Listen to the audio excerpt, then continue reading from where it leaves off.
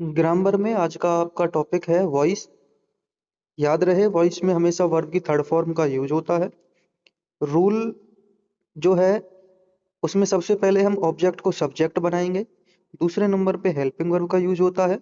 जो भी helping verb रहेगी वही हेल्पिंग वर्ब उसमें एक्टिव वॉइस में और पैसिव वॉइस में नहीं चेंज होती।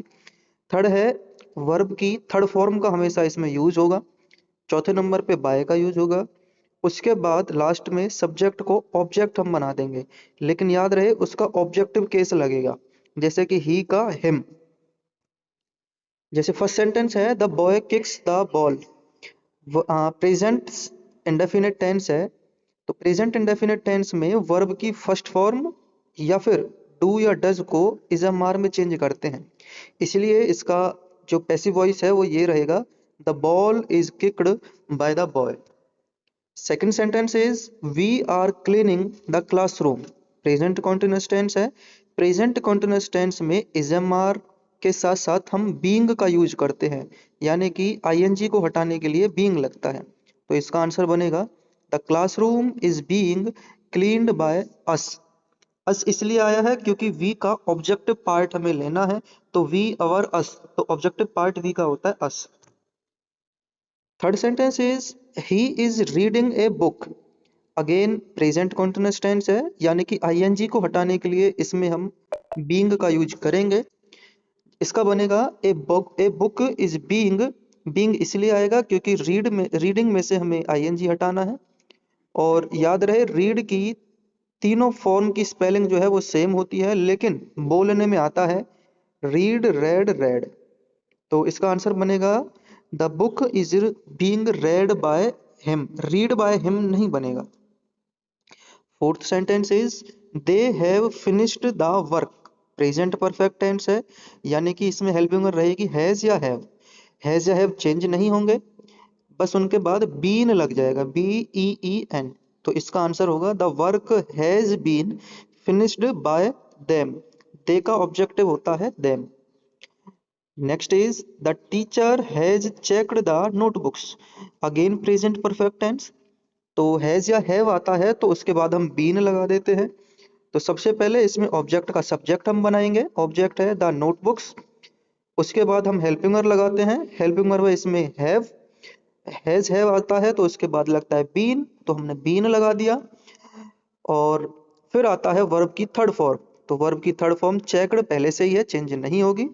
चौथे नंबर पे बाय का यूज होता है, और लास्ट में सब्जेक्ट को ऑब्जेक्ट में चेंज कर देते हैं, तो टीचर का टीचर ही रहेगा। Next sentence is the girl painted A picture. ये सिंपल पास्ट टेंस है, यानी कि वर्ब की सेकंड फॉर्म को हम वॉज या वर में चेंज करते हैं, या फिर डिड होगा तो डिड को भी वर्ब की, डिड जो है वर्ब की सेकंड फॉर्म है, इसको भी वॉज या वर में चेंज करेंगे। तो इसका आंसर होगा ए पिक्चर। दूसरे नंबर पे हेल्पिंग वर्ब आती है, क्योंकि ये वर्ब की सेकंड फॉर्म है इसलिए हेल्पिंग वर्ब रहेगी वॉज। तीसरे नंबर पे वर्ब की थर्ड फॉर्म पेंटेड, फिर बाय, फिर ऑब्जेक्ट।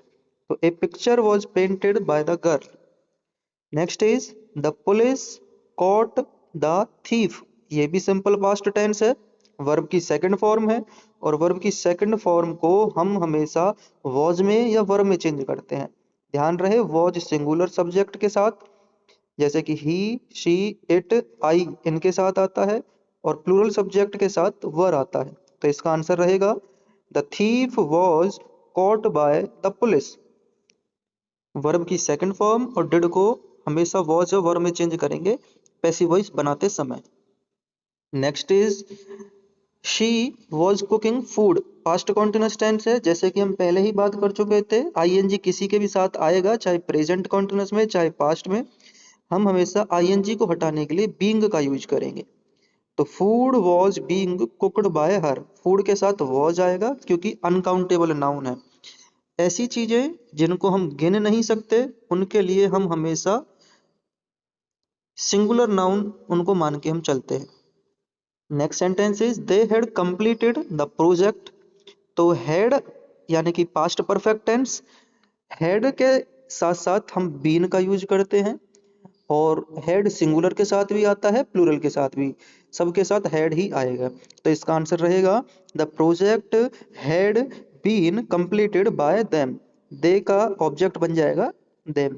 तो हेड को हेड प्लस बीन में चेंज करते हैं। ये था आज का आपका वॉइस का टॉपिक।